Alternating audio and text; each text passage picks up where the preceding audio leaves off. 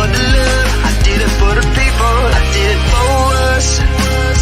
Back on this rap-ish, I ain't even broke a sweat, homie, this practice.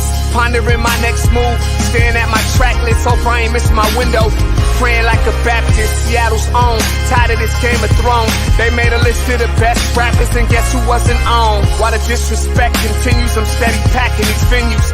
Guess if you ain't at the table, you on the menu, and I'm that spitter, baby. They don't want you to see, but everybody's south of Capitol Hill's rocking with me. Boys smoke the trays and plan to getting their life together. I'm comfortable with my role, so I'm like, whatever. Me, I ain't got a job, but I work hard. And you don't work hard, but you got a job. The irony is I'm judged while you feel the applause. I'm slept on, that's why I had to set this alarm. My dudes is armed, I'm armed with this arm charm. Body banging like she got that cream from Barry Bonds. Yeah. I did it for the city, I did it for the love, I did it for the people, I did it for us. That Dre season is here, a real hitter with a mic, I'm everything that they fear. With that hood ain't the same, I was all on their ass, I'm level-headed. So yo, my dudes love when I spaz, and I'm so over Seattle's passive-aggressive attitude. They don't call you back, what they really saying is F you. While I'm from the same place, I move at a different pace.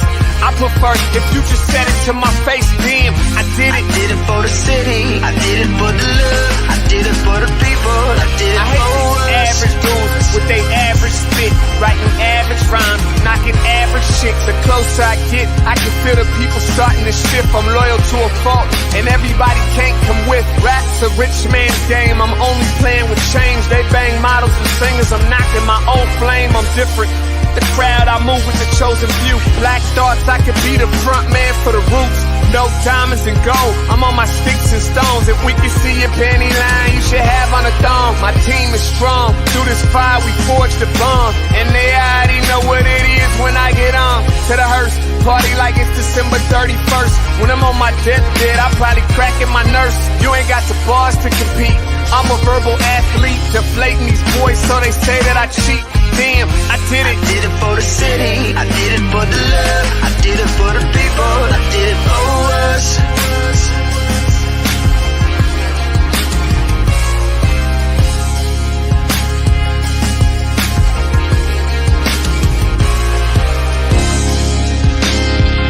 Yeah. I should probably start by apologizing for the long wait, man. You know, I know I be tripping. But I'm not just a rapper, I'm an artist. And, you know, my creative process is a little bit different than most. Nonetheless, I want to welcome everybody out to the Dre's Experience. I got TCF in the building, my whole camp's here with me. I got the band in here laying this cool-ass vibe. And I'm Seattle's own. Let's get into it. I just wanna live. God protect me. I just wanna live. I just wanna live.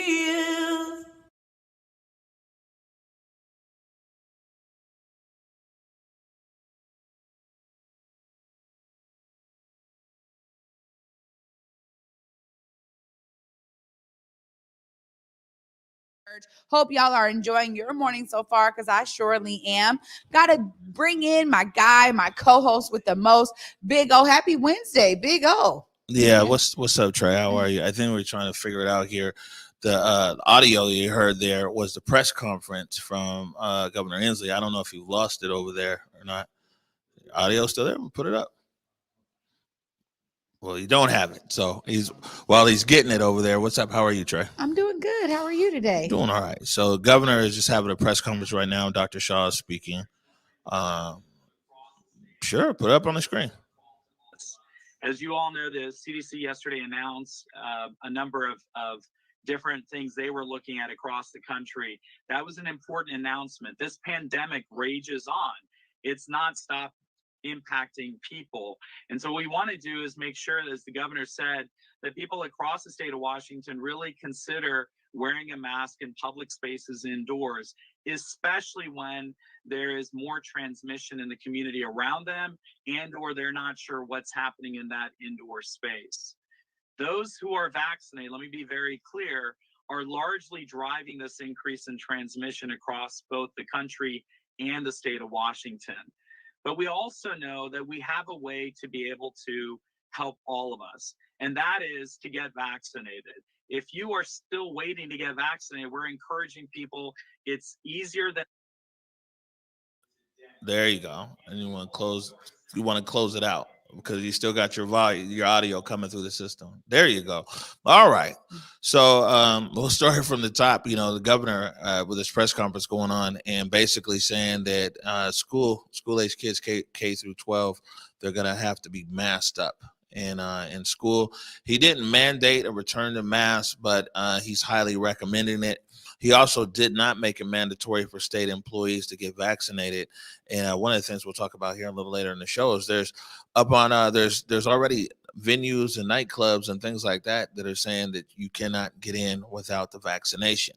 But here we go. Welcome to the Morning Update Show. Want to remind you right now is the perfect opportunity to tag and share the stream. Tag and share the stream with people who you feel would appreciate culturally relevant news and information emanating from right here in the Emerald City. Want to give a big shout out to our partners over at the South Seattle Emerald and KBCS 91.3 over in Bellevue College. Also, want to remind you that you can listen to the Morning Update Show anywhere that you listen to your favorite podcast. Right here, you see SoundCloud. It's going there in the links, but you can also listen to the Morning Update Show on Google, Spotify, iTunes, or anywhere that you listen to your favorite podcast. You know, it's no excuses season. Election day is coming up around the corner. Great opportunity for you to support independent Black media while also letting people know that you are not entertaining any excuses at all.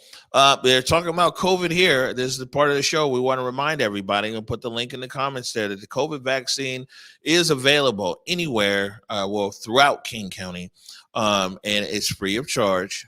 You can find the link right there. Most locations you can get 3. Well, the 3 are offered. I don't know if you might need all 3 the way they keep talking about everything.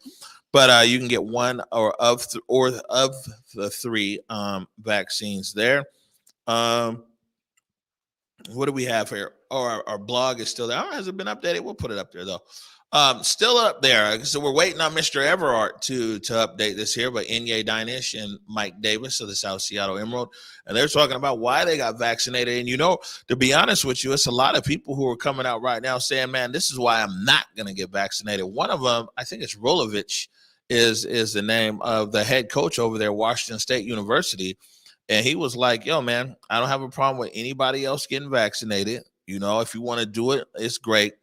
But, you know, he's not getting vaccinated. He's the head coach over there, Washington State, and the highest paid employee at Washington State University. Oh, I mean, this is not surprising, honestly, to me. I think when we think about these variants, I know that it's saying 90% of the people who are getting the Delta variant have not been vaccinated. But ultimately, I think there's still the opportunity and possibility for those who are vaccinated to continue to spread the COVID-19. They can still catch it. They can give it. So ultimately, I think that there's a lot of questions still out there for folks who are saying, you know what, not right now for me. Yeah, well, you know, their time and a lot of things might be running out. It looks like, you know, we're rapidly heading into 2 Americas here. And we see it right here in Seattle, and I think we're going to see it more across the country. We're talking about right now, there's a lot of nightlife and entertainment. Some of the venues, I think they were meeting last night, and they were talking about, like, man, they're going to limit admission to people who have who've been vaccinated. Even there at the Pac-12 Media Day, the Washington State head coach, he was there in Pullman. He had to do it over video link because he could not attend because he hadn't been vaccinated. Well, you know, this is one of those things where we see it, you know, the airlines have had to be very innovative in how they're approaching getting people back on flights. So when you're looking at a lot of these international flights, oftentimes they're like, hey, either you have to be vaccinated or we need proof of you having a negative COVID test result within 3 days prior to travel. So I was just on a meeting earlier, and that's what they're talking about in terms of live in-person events again, what it looks like for you to be able to be responsible and to be accountable to the fact that this variant is alive and well. The pandemic is still among us. It has not subsided all the way to a point where we can just have everything open. And so literally, you having either that proof of being vaccinated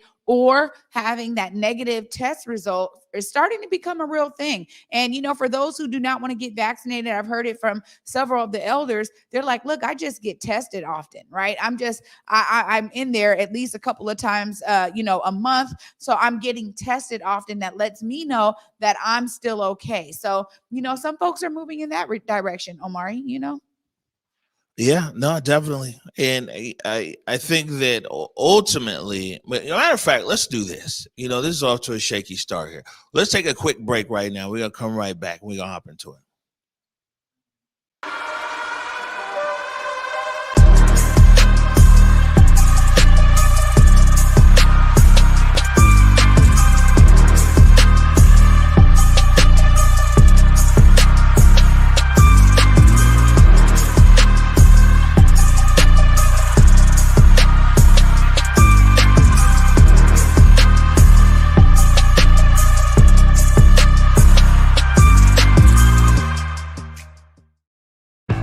Hey, it's me, downtown Seattle, C-Town. Wish you were here. Here, to explore inside, outside, and everywhere in between. Where it's easy to get my good side. Here, where my rooftops invite you to come early and stay late. Where every view is a postcard, and each night out might be your best night ever. See you soon. Love, C-Town. The Morning Update Show is going back on the road, and this time we're headed to Seattle's iconic Paramount Theater. Join me, Trey Holiday, and the rest of the Morning Update Show crew August 2nd through August 6th as we broadcast live from one of Seattle's most iconic landmarks and put a focus on the arts, culture, and music right here in the Emerald City. That's the Morning Update Show live from the Paramount Theater, August 2nd through August 6th from 11 a.m. to 12 p.m., streaming across all Converge media platforms. Welcome back to the Morning Update Show, and we're getting through it. You know what I'm saying? It's our last few days here in this studio, by the way. Back to this issue here, though, of vaccinated, not vaccinated. Like I said, I think that we're going to see the impacts right here in Seattle quickly. At Seattle being one of these kind of cities that's kind of been proactive around COVID. I wouldn't be surprised if we see more and more things where people are segregated, whether they got the vaccine or not. I saw a question there in the comments asking about Washington State University, about how many of the players have been vaccinated. And I think they said of the football team over there, I think it's 75% of the players are vaccinated. Head coach was like, nah, man, I'm not having it. And so it's going to be interesting over here in Seattle to see how the city now gets divvied up into where you can go if you've been vaccinated or not vaccinated. Yeah, I mean, this is why I think even, if you're not vaccinated, being prepared with, that test result to show folks I'm okay. Because I think that there's this idea, we've been having these kind of conversations. Me personally, I've been having them in community, in different groups where a lot of people are talking about it. And it's really drawing the lines in the sand, in terms of, folks not even wanting to be around those who have not been vaccinated. It's causing some differences here in terms of relationships that are long standing, because people are feeling the way that they feel. And right now we're in a time and place where we have the option of being vaccinated. As one of the elders said to me, you know what, during polio, we didn't have the option, right? It was mandatory for people to get the polio vaccine, and you had to be vaccinated. This right here is kind of that transformative time we talk about. That's why it's so unique. I think as well, though, although it's going to happen is you already have to be vaccinated and a vaccination record. A child does to be in public school. in school here. I think that they're going to add that vaccination as a requirement, and they're probably going to drop the age because they're already doing trials on young children younger than 12, and I think that that very well might be a point right there. But I was talking to a few people this morning in the health sector, and what they were talking about was that with this vaccine, basically you got people who are vaccinated against a pretty good, against COVID as we know it, right?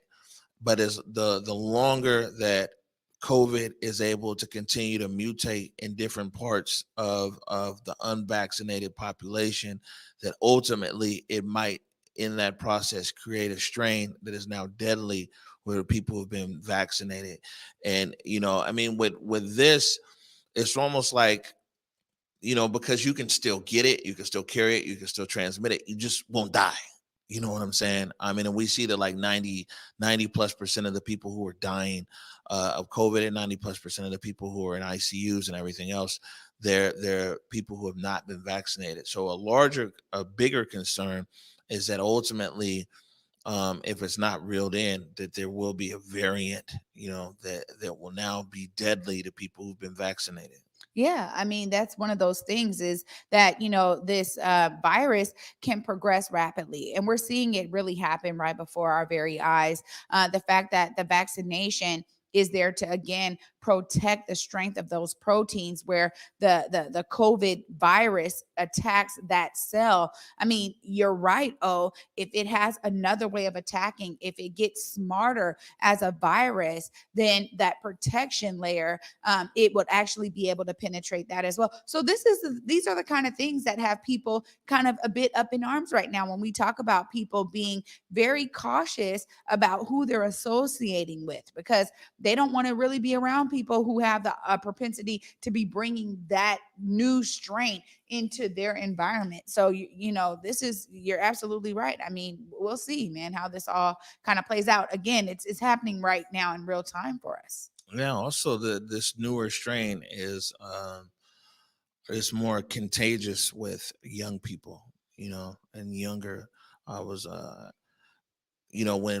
when COVID first showed up, remember it was like people figured it was the old folks disease or old folks virus, and now it's getting young.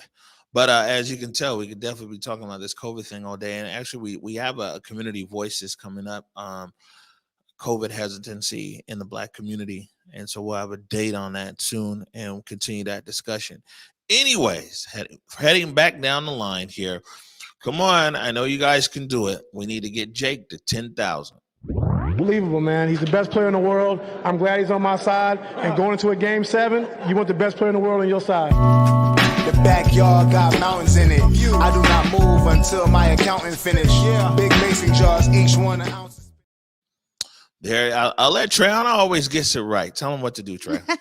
You guys go right on over to Instagram, follow walk.into.the.light. That is our guy, Jake Gravbrot's handle on IG.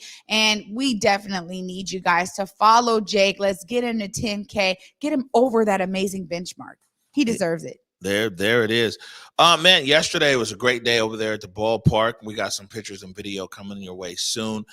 Students of the game, Baseball Beyond Borders. Man, I should have put that picture in the show today, man. I'll put it in tomorrow. I got to meet Dan Wilson, Mariner icon over there, and we're up there in the suite. Now, all of these guys, the Converge production team was over there in Suite 19 at the ballpark and shot the Baseball Beyond Borders. It was really dope. I want to call to everybody's attention, though, is the Mariners program, the Hometown 9. And there's actually some Baseball Beyond Border kids in that Hometown 9 program. I think we got this overlay here.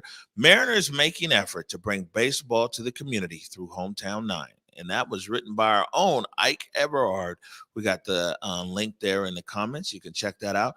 Good work they're trying to do there. You know what I'm saying? And, man, Ike as a, he's an aspiring, well, actually he is a sports reporter down there at Arizona State University. He's had a good summer with us because, he's done the Salute to the Negro Leagues, done Hometown 9. He's done Baseball Beyond Borders, Jamal crossovers, the crossover Jamal Crawford's Pro-Am, so he stayed pretty busy on it. But he got some good stories out there as well. Yeah, absolutely. And you know what? That's the beautiful nature of what's going on right here in our community. I mean, there's such a connection to our young athletes, and the summertime is always a time of training for so many of them. And so seeing Ike be able to, dive into those stories and share those narratives with our audience is a beautiful thing, man. Shout out to you, Ike. I'm glad you were here, came up from Arizona to be right here with us at Converge. And this is your hometown, and you're diving in, man, right here.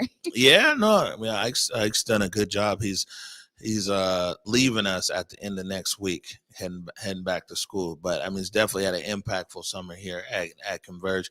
These interns work, man. They've been out there, but it's all been great. As a matter of fact, they were up there and they've met everybody too. You know what I'm saying? And all these different interviews we do with the mayor and the police chief and council members and some everything else. So, interns at Converge get a lot of real world experience and actually meet a lot of people out there. I believe in putting these kids out there up front. You know what I'm saying? Like, you go ask the questions. So. Man, also want to call your attention. There was an article written by Hannah Scott over at Cairo FM in My Northwest, The Humanity Behind the Numbers in Slew of Tragic Shootings Across Seattle. And I just want to acknowledge Hannah. I did an interview there at Cairo FM radio, and she took that interview and put the article right there. It just breaks down what we talk about is the humanity or lack thereof of what's occurring in our city. And the links there in the comments. But I think that it's important that we always remember and we always keep in mind how so many people are impacted in so many different ways. Yeah, I mean, this is why I love media, because it can take on such a wide variety of forms, so to have this in written format, something that, we talk about right here on the Morning Update show all the time when we're addressing this rise in gun violence, when we're addressing another victim of gun violence. I think so much of it is about the care of us as people in the end. And that's really what boils down to me when I think about the term humanity. So much of it is about care. So I love that Hannah Scott wrote about this, and I'm glad that readers will be able to understand that they can impart that into their brains as they're thinking about this rise in gun violence. Yeah, no doubt. Before we go to break here, and we'll go to the second set of breaks, want to send a lot of love to Nathaniel Luke Punzon, who's been a big supporter of us here on Conversion. We were up there on Capitol Hill back in the first week of June, came out to the show. You know what I'm saying? He's been in the hospital for, quite a few days now. And I was just reading here in the comments, and we had made a video, and we had posted a video, but I was reading here in the comments like, yo, I want you guys to send some love and some energy, so we can definitely do that. We're going to take a quick break right now. We're going to jump into some national headlines. You're watching the Morning Update Show. The Morning Update Show is going back on the road. This time we're headed to Seattle's iconic Paramount Theater. Join me, Trey Holiday, and the rest of the Morning Update Show crew August 2nd through August 6th as we broadcast live from one of Seattle's most iconic landmarks and put a focus on the arts, culture, and music right here in the Emerald City. That's the Morning Update Show live from the Paramount Theater, August 2nd through August 6th from 11 a.m. to 12 p.m., streaming across all Converge media platforms.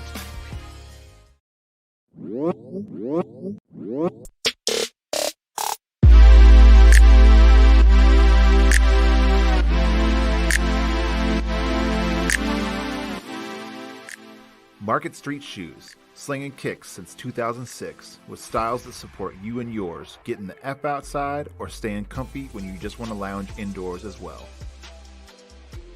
But wait, Market Street Shoes is way more than just a shoe store. Gear up for your next outdoor adventure with apparel and accessories that'll have you looking good on the streets, the trail, or even in your own backyard. With locations in Ballard, Redmond, and online at marketstreetshoes.com, there's undoubtedly a style and size that'll fit your lifestyle.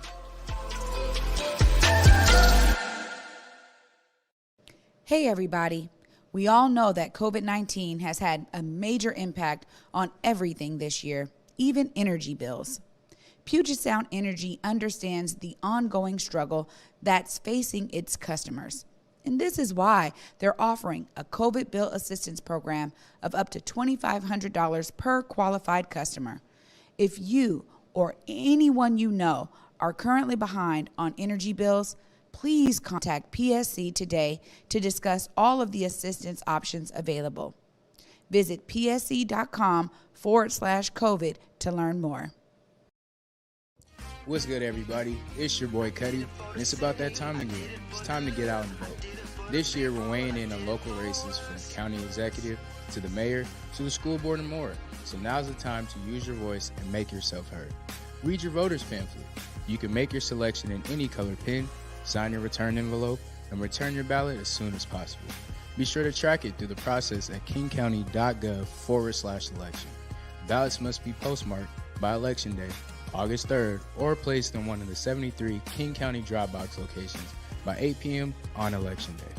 Look, now from one P to another, it's important that our voices is heard. So please, go out and vote.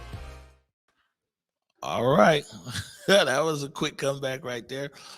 Welcome back to the Morning Update Show. I mean, we might as well get into it. This is a video right here. It came out of from CBS this morning. This is in Aurora, Colorado, where an officer has been charged by the actual police, been arrested and charged there for assaulting a suspect. The chief of police in Aurora, Colorado, is apologizing after a brutal arrest captured on the body cameras of two officers. The footage was released yesterday, and we want to warn you, it is disturbing. Kyle Vinson was arrested Friday on an outstanding warrant charge. Within minutes, he was left beaten and bloodied, saying he was fighting for his life. Jeff Pegues is following this latest controversy for the Aurora Police Department. The body camera videos show officers attempting to arrest three men with outstanding felony warrants. When two flee the scene, Kyle Vinson is left sitting alone. Sit out.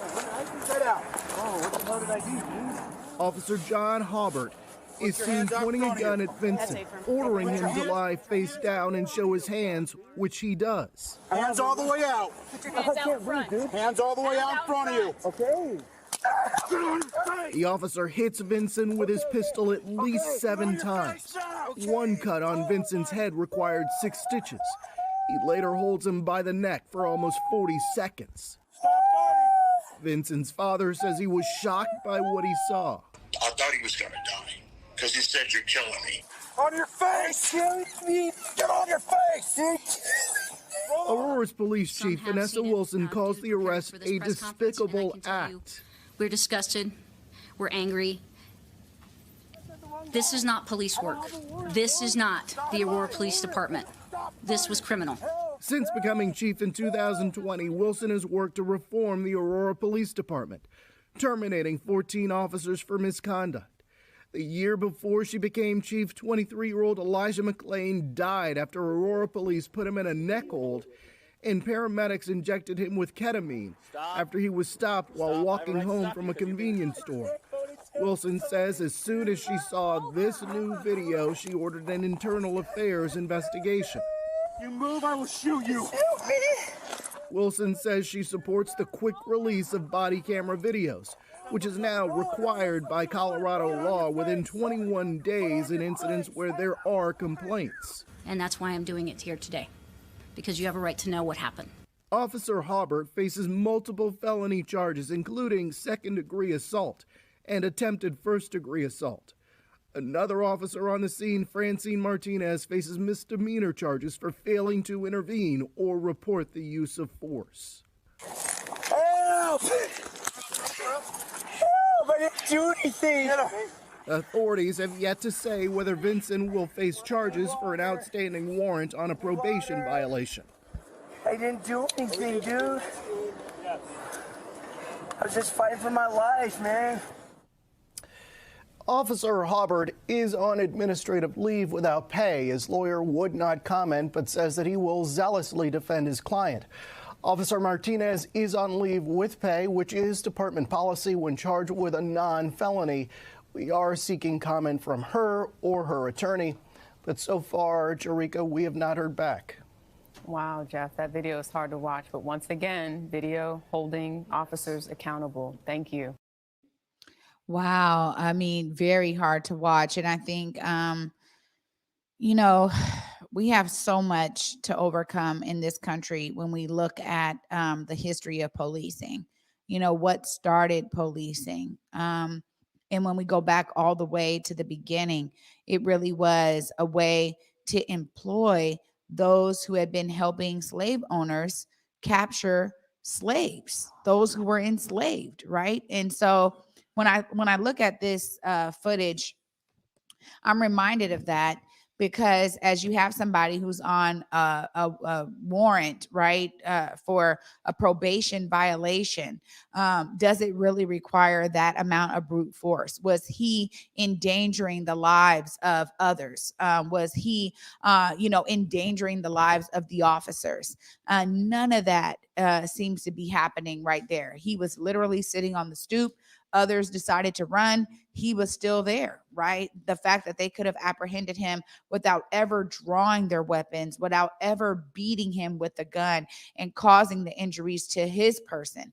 I think so much of it is really what we have to start putting into question right now. And shout out to that chief of police there who is really working to change the policing there in Auburn County in Colorado. I think it's so important for every time there is a opportunity to take an innovative approach, a different measure to disrupt the status quo that has meant that so many Black bodies see themselves as victims of this kind of police brutality. You got to take it. So shout out to that chief for saying no, not only just firing 14 officers for excessive use of force, but also being very intentional in the measures on this case. Oh, that is just disgusting video to see.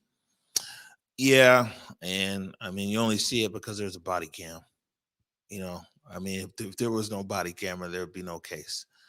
I mean, it's just kind of like George Floyd. If there hadn't been, when you saw the original police report for George Floyd, it didn't mention any of the things that the Chauvin and the other officers did. If there was no body camera here, I doubt that this would have, you know what I'm saying, this would have amounted to anything. But I mean, it's important for people to see like this stuff happens. You know what I'm saying? And depending upon what county that you're in or what municipality that you're in the state, you can get an FTA or failure to appear for traffic court. So you know what I'm saying? I don't know what grounds on this warrant was with this person, but even when you're saying someone has a warrant on an FTA, you can have a warrant. But either way, you see dudes just sitting right there, the whole time, but to pull the whole gun out, everything else. And I'd be like, it's these cases like this, though, is weird. It's kind of like Philando Castile, right? The officer had so much aggression and fear with Philando Castile's like, yeah, bro, you know what I'm saying? I got a gun. Let me just go get my permit. And dude's just sitting there yelling, just whatever. And it's just like right here, it's just so much aggression. And the guy's just like, yo, man, I'm just right here. I'm chilling. I'm whatever. This whole thing is crazy that, to be honest with you. But, I mean, it's a reminder as well. I think that, sometimes people think that what's transpired the last year, maybe across America, that things are like totally different and everything else. And that's not always necessarily the case. Now, I will say the Aurora Police Department, I think there's like 16,000 police agencies or some crazy number like that across America. Can't say that that's a representation of every police force, but man, you know what I'm saying? Very well might be of a lot. I don't know. It's crazy. I mean, this is why, you have to have people that are willing to do the hard work right now, and not bury it. The fact that they're even charging the officer who was on the scene who did not report this or try to intervene. That's the kind of stuff that we need to have on the books, because honestly, these cases set precedents. And that's what we know in law, right? It is incremental. But when cases like, Derek Chauvin and the George Floyd case, this is what sets precedents. So now you have an officer who is being accountable, being held accountable by law, for his actions and abuse of force that caused the loss of George Floyd's life. It was pure murder, as we all saw it. He was charged in a way that allowed him to take some accountability. I know folks out there are like, well, it wasn't enough. But this is what we need right now. We need these kinds of opportunities to begin to lay the foundation for the precedents. Because I think some of this, too, is officers understanding that they're going to be held accountable. That has not been the case for so many decades and so many generations that now they're starting to, they need multiple cases probably to lay that foundation all throughout the nation. Because as you say, 16,000 different, jurisdictions of policing is going to take some time to really set this precedence. But I love the fact that it's happening. We're seeing it happen during our time. And I'm always that optimistic person that's like, you know what? You're right out there, those who say this is not enough. I agree. When abolitionists talk about, hey, getting rid of the whole system and replacing it with something that is more caring for us as people, okay, I understand. But I think where we are right now, the fact that we have to work kind of within the system to dismantle some of the things that really don't work at a systemic level is really what we're seeing happen with this kind of case. Yeah. So, again, it's just, yeah, I mean, camera on. Yeah, that's just kind of the tone of how things are right now, though. You know what I'm saying? In our country. But, I mean, for sure, without that body camera, officer wouldn't have been fired. It would have been, or even charged. It would be a different set of circumstances right now. So, there's a lot of jurisdictions here that don't have cameras. I mean, Tacoma has just rolled out like some. There's a new director for the oversight for King County Sheriff. Even all the King County sheriffs, they don't have the body cams. I think Seattle Police Department. Every officer has a camera on. But we're going to take a break right now. When we come back, back to the international headlines, actually, Simone Biles, and she's like, yo, I got enough. I got to protect my mental health. I feel you, Simone. Come get me. You're watching the Morning Update Show.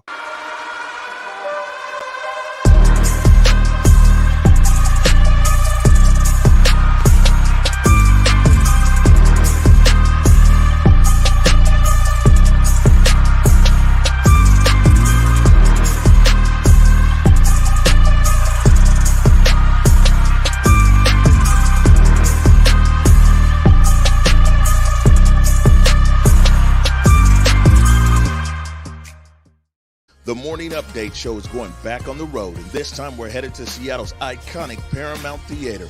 Join me, Trey Holiday, and the rest of the Morning Update Show crew August 2nd through August 6th as we broadcast live from one of Seattle's most iconic landmarks and put a focus on the arts, culture, and music right here in the Emerald City.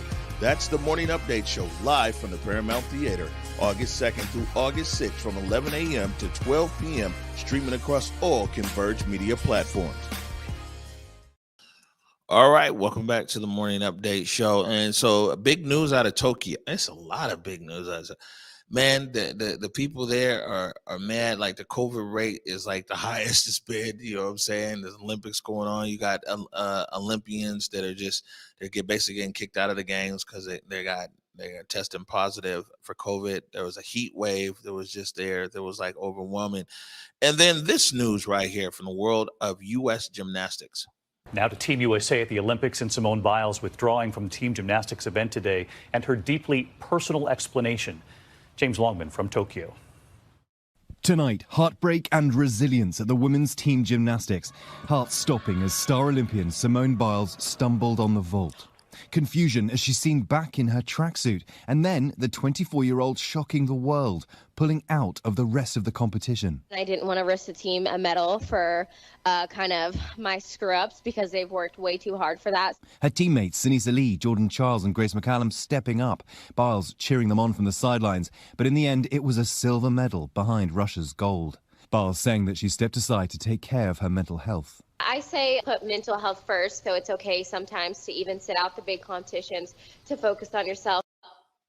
Yeah, you're absolutely right. I think there's so many folks who really can learn that lesson, especially when you're in the spotlight and so many eyes are on you. I think it's important, we have to be able to understand what's going on in our own bodies. And that means not just physically, but mentally, emotionally, spiritually. All of that is very important. And, thinking of yourself as a whole person, how are you treating yourself? How are you caring for yourself? So, really, shout out to you, Simone, for being able to understand that you need to take some time. And, again, you didn't want it to be, negative on your teammates as they all have worked so hard. And I know you have as well. I think, this is a lesson many folks can really be learning. I think there's so many people, whether it's spotlight at some international space or spotlight even in community, in your neighborhood, folks knowing you to always show up and show out and be there. Sometimes you have to do that. And I myself, as you were saying before the break, take you take you with her. Me myself, I have to learn that lesson, and I have such a great village that is always checking in on me. Hey, are you okay? We know you haven't had a day off. We know you've been burning at two ends of the spectrum. And I've had to start listening more, and taking some time for myself, being just retreating with my family, or, maybe taking a weekend to be like, I'm not doing anything this weekend and I'm going to go out and be with family. I need to like retreat to the woods every now and then to replenish the energies, man. So I agree with Simone Biles here that, we really do have to take a priority on our mental health, and especially because you don't want to have a complete burnout. I think that that's something that's really hard to recover from. So when you feel yourself teeter tottering on the edge there, man, pull it back, make sure you're caring for yourself. Yeah. And that's a big statement right there. You know what I'm saying? At the Olympics, we worked 4 years to get there. And then just kind of be like, it's all good. I need to guard my mental health, which is definitely important. I think that might set an example for other people. I mean, you imagine it's 4 years of work for this one woman, or these few moments, because she competes in a few different events. But yeah, to have that much honesty, and she just, I look like, she just kept it real at the press conference too. Like, hey man, you know what? I'm good. No long explanation or anything. It's like, yeah, I'm just good right now. And a lot of times in our community, I think that we suffer from it's never ending mental crisis. you know and when you talk about mental health and mental well-being, man, it's like a lot of times we go, and not even intentionally, it isn't like, sometimes you're in that role where that's what you do professionally, is, or in community, is you're helping to put out different crises or whatever. I mean, just living, look at all these things, you know what I'm saying? That's like, it's impacting, and and it layers upon us and upon us. And far too often, like, we never take a break. We never really, look at our mental health. And there's always an end result, and an end result, like, heart disease, things like that, diabetes, all these kind of things, man, because we've internalized all of these traumas and pressures and everything else. We've taken no regard to our mental health, because for generations we've been told, you just need to be strong, you just need to suck it up, and that's what got us through, though. You know what I'm saying? And so, I mean, it's real. But yeah, I mean, it's tough out there for a lot of people in our community. When I think about my personal family, right? And I realize that so much mental health was not being cared for. And I think about how this is really probably the story of so many families out there. My great grandmother used to, run these kind of like card games, right? Out of their house on 15th in the Central District. And everybody would go there. And that was like their release for the week. All of the things that they had dealt with. She was a maid her whole life. She was cleaning up behind white folks to provide for my mom and my mom's siblings when my grandmother needed to take a mental break. And my grandmother had her own set of issues where she was like, you know what, Mom, I need you to take care of my 6 children. I need to go away for a while. I need to deal with some things personally. And I look at how people cared for themselves then. So much of it was steeped in, you know what? I just need something to release it. And this is really what I think so many of our families in the Black community in particular dealt with, whether it was, heavy drinking or maybe just smoking some cigarettes. Maybe it was, but it was something that was like, man, this is providing me that relief. I think what's so important about where we are right now is understanding that, when you're thinking about mental health and when you're thinking about your own wellness, that we need these other practices that are healthy for our bodies also, not just a release or a break or allow us to get away for a little bit. We know marijuana smoking is high up, right? And some folks are like, look, that's just what I do.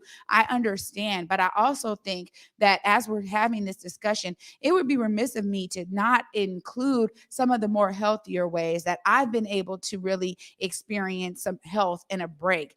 Meditation and yoga, doing qigong, which is like an ancient Asian practice that our ancestors knew in terms of wielding the energies of our body and balancing that out. I think it's so important for us to be taking some more healthy ways of doing that work. Of course, not saying, hey, you can't go out and have a drink with your friends because that's what you guys do. You maybe do that on Fridays. You guys go to happy hour and share, hey man, this is what's going on with me this week. Can you believe my supervisor said this, or I had to deal with this, or a customer came in and I had to deal with this energy?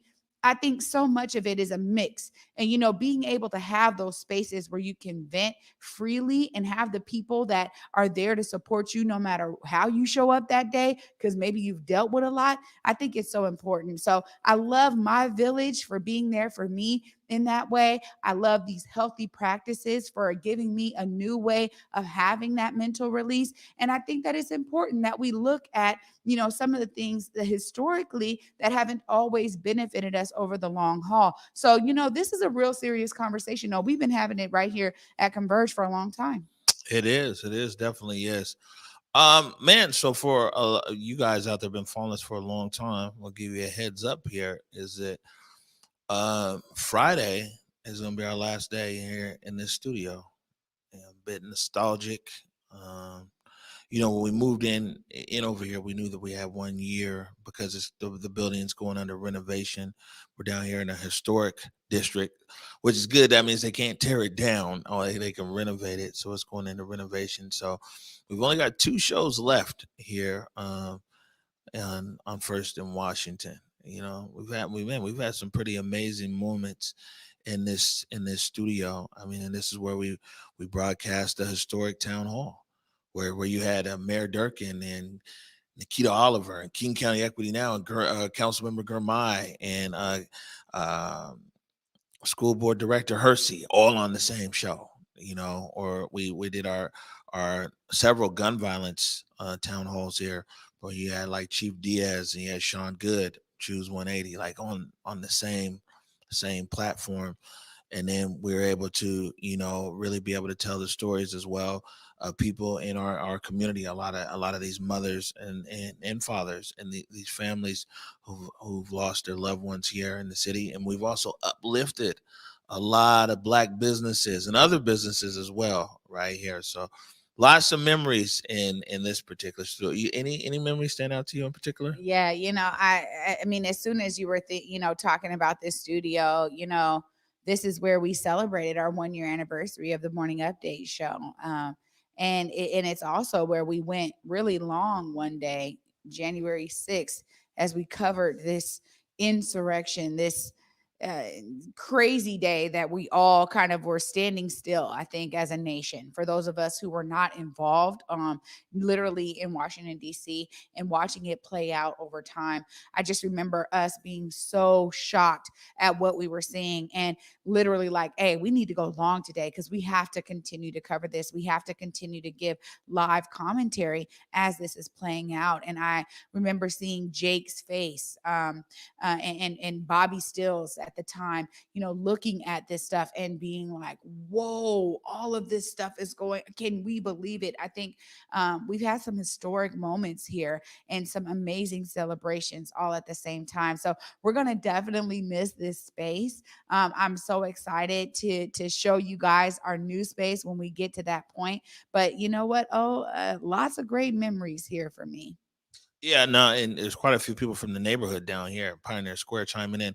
We're only moving 2 blocks away. Don't worry, we're still in the neighborhood. I was like, we're gonna miss you in the neighborhood, and we're only moving 2 blocks away. So we're we're still down here. It's all good. You'll still bump into us at Underbelly or wherever else, Mad Mix.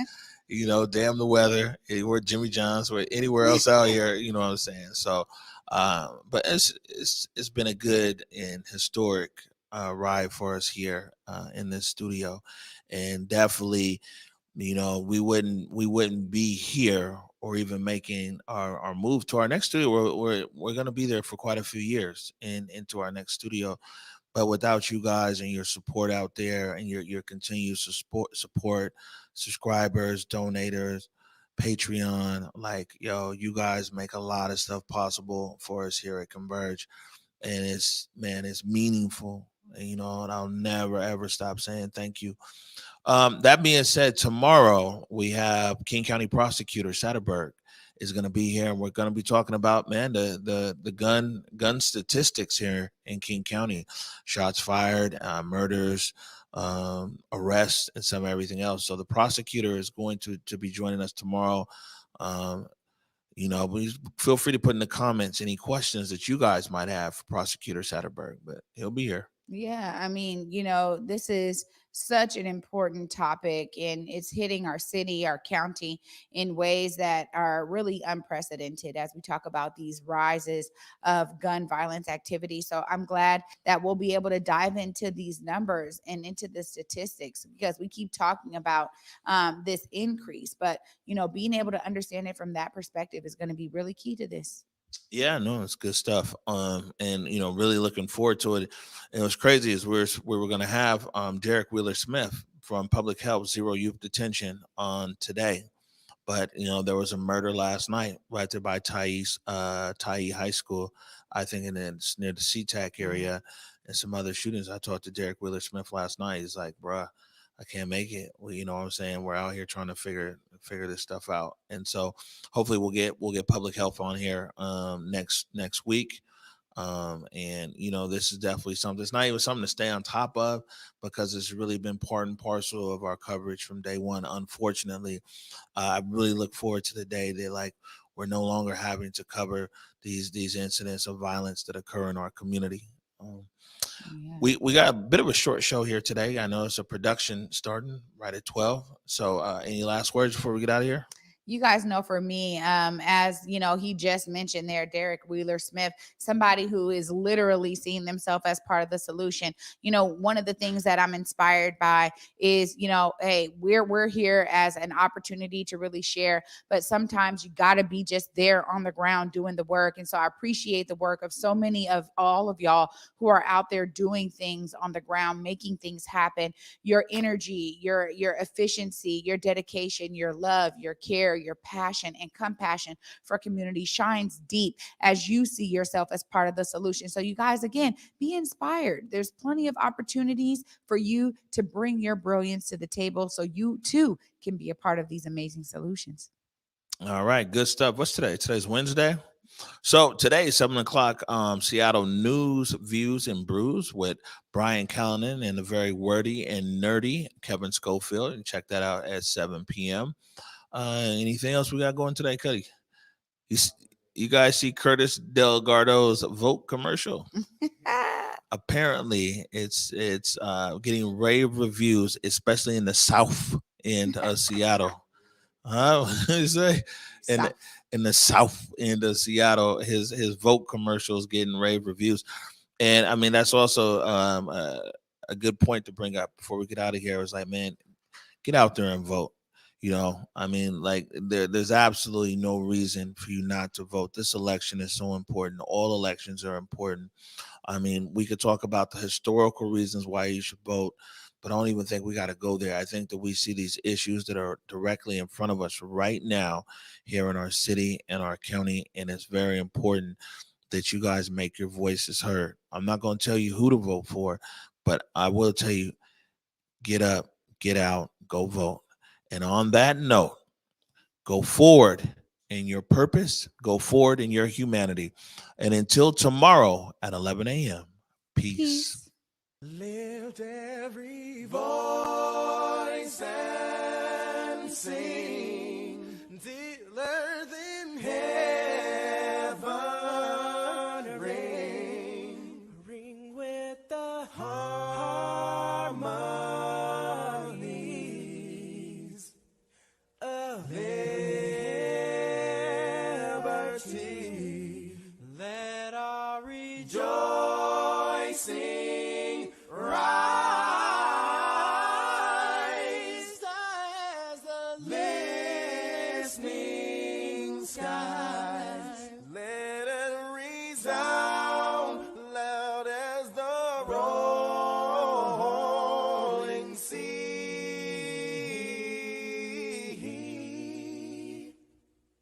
Sing a song full of the faith that the dark past has taught us. Sing a song full of the hope that the present has brought.